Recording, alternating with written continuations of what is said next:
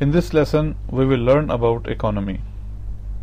How does economy work? And what is economic system?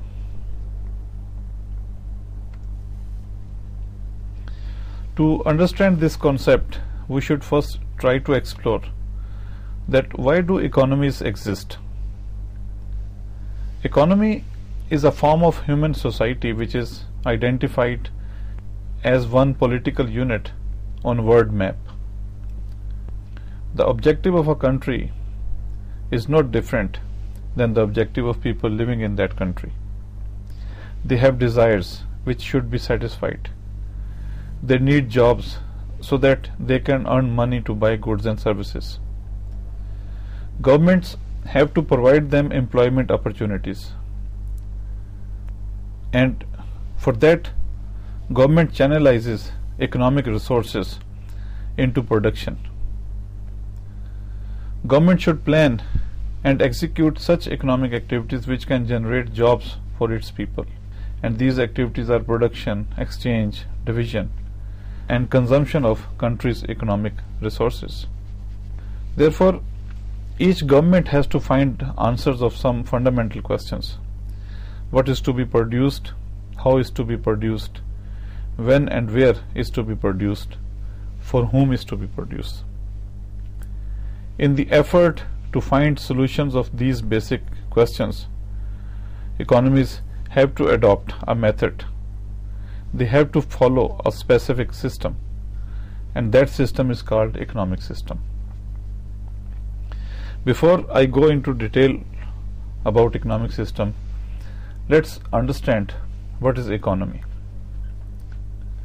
Economy is an area in which people solve their economic problems by producing, consuming, and exchanging goods and services. Economy can be seen from different angles. From the point of view of economic system, from the point of view of production and consumption, from the angle of openness and closeness, and from the point of view of economic growth and development. So there are four main areas. One is production and consumption, in which we explain what is GDP, which is gross domestic product, GNP, gross national product, national income, per capita income, aggregate demand and aggregate supply. Sometimes we try to understand economy from the point of view of economic system. Economic system works on the principle of national needs and wants. Like individual, government also faces economic problem, but this problem is on bigger perspective. Government needs food, shelter, clothes, pure water, education, health services, recreational facilities, and means of earning income for the people in the country. Therefore, government try to find the solution of what is to be produced, how is to be produced, when and where is to be produced, and for whom is to be produced. Different nations in the past, they have been trying to adopt different methods to answer these questions. These methods are called economic systems. Theoretically, we can divide all economic systems in three main categories. We have free market economy, mixed economic system, and controlled economy. At third place, we have the understanding of economy from the point of view of growth and development. Economic growth is a narrow concept discussing the progress of the country, and we can understand it as the persistent increase in country's real income over a long period of time. If we go to Google and search for socio-economic consequences of Malaysia's high income inequalities. So, socio-economic consequences of Malaysia's high income inequalities, and we can also add samchikong.blogspot.ae, and click enter and click here on this. The title of this blog is Financial Market Analytics, and if we go down on this article,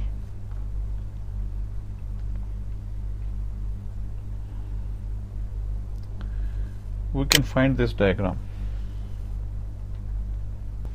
The economic cycle. If you see on y-axis we are measuring level of real output, and on x-axis we are measuring time. This movement is known as economic cycles or trade cycles. So business cycle moves from one peak to other peak, or from one trough to other trough. After every peak there is recession, and then economy reaches to the minimum point, which is depression or trough. After depression, recovery starts and economy moves back to the peak. And this is a continuous movement. A normal time period for one business cycle is 2 to 3 years. For example, a recent global recession started in 2008, started almost here, and we had time like 2008, and by the time we reached 2009 we were at depression. All economies face the business cycle, so business cycle always exists. So sometimes the growth rates are steady, mean almost horizontal, sometimes they are on declining trend, and most of the time they are showing the improvement. This black line here, this is called growth rate or economic growth, and this red line, this shows the trade cycle or business cycle, and these are the short-term movements. Here in this diagram, this blue color line, this is the growth trend. So economic growth shows the long-term movement of the real GDP over a long period of time. So far as economic development is concerned, economic development explains whether economic growth is translated into economic development or not, whether economic growth could bring improvement in the standard of living of the people in the country. We use Human Development Index to see what is the current level of economic development in the country. The other concepts like inflation, unemployment, trade cycle and labor markets, they all explain economy from the point of view of growth and development. The fourth angle which describes economy is openness and closeness. Openness and closeness means what is the relationship of one country with rest of the world. The imports, exports, balance of payment and balance of trade, and the exchange rates. So when we are discussing or describing these variables, so actually we are trying to understand economy from the point of view of openness and closeness. So economy is an area in which people solve their economic problems by producing, consuming and exchanging goods and services. Now we come to economic systems. Economic system means the ways countries solve their problems, like what is to be produced, how is to be produced and for whom is to be produced. Now theoretically speaking, we have divided economic systems into three main categories. One is called capitalism or free market economy, socialism or planned economy or controlled economy, and mixed economic system. In free market economy there is no government control over the factors of production, and all decisions are taken by individuals at their personal level, which eventually provides the solution to overall economy's issues of what, how and for whom is to be produced. In such economies there is no public sector, and role of government is to maintain the rule of law for the security and safety of individual resources. Controlled economies or socialism is also known as planned economies. In this economic system, all factors of production are in the state's control, and there is no private sector, and all decisions like what is to be produced, how is to be produced and for whom is to be produced are taken by the government. So government directly involves in economic activities. Mixed economic system is the compromise between free market economy and planned economy. There are both sectors actively involved in the decision making with mutual understanding or by law. Normally, states participate in those areas or economic activities which gain no attraction for the private sector companies or firms, and they are important for the economies. So we have three economic systems. If I draw a straight line, so this is our midpoint. This is one extreme, like free market economy, and here we have controlled economy. Now, in between these two extremes, we have the area where called mixed economic system. If the countries are on this half, it means most of the resources they are in the control of government. So this is called mixed economic system, which is close to planned economy or controlled economy. And if countries are on this extreme, on this half, so they are close to the capitalism or free market. All countries in the world following the mixed economic system. There is another view to look into the economy, that is from the point of view of private sector and public sector. As we have seen, in free market economy, there is no public sector, mean there is no government sector, and all economic activities are taken up by private sector. Whereas in the controlled economy, there is no private sector and all economic decisions are taken by public sector.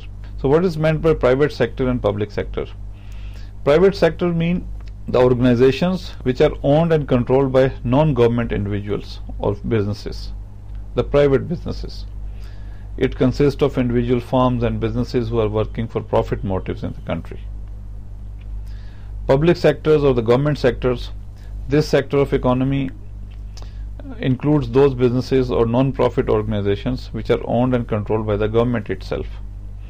It consists of government and public corporations and other non-profit organizations. There is another important concept which is about capital intensive and labor intensive sectors of economies. Sometimes in one country both traditional and modern sectors of economic activities exist. Traditional means that economic activities are depending on labor instead of machines, whereas in modern sectors of economic activities, machines and computers dominates in production process. So when proportion of employment of capital is more than the proportion of employment of labor, it is called capital intensive technique. And when the proportion of employment of labor is more than the proportion of employment of capital, it is called labor intensive technique. We search for labor intensive production. So these are pretty good examples you can find here where the labor is involved with machines, but the proportion of labor is more than the proportion of machines. Here in these garment factories, you can see that machines are there, but these machines are operated by majority of laborers or workers, like in this farm, in this food factory,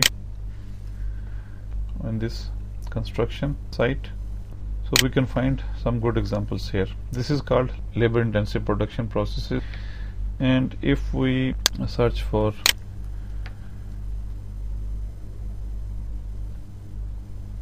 capital intensive production, so you can find automatic machineries and you will seldom find human being around them. Now next concept is privatization.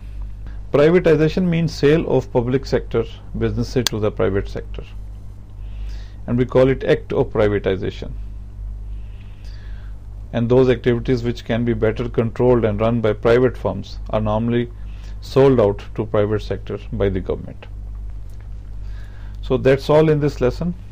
Thank you very much.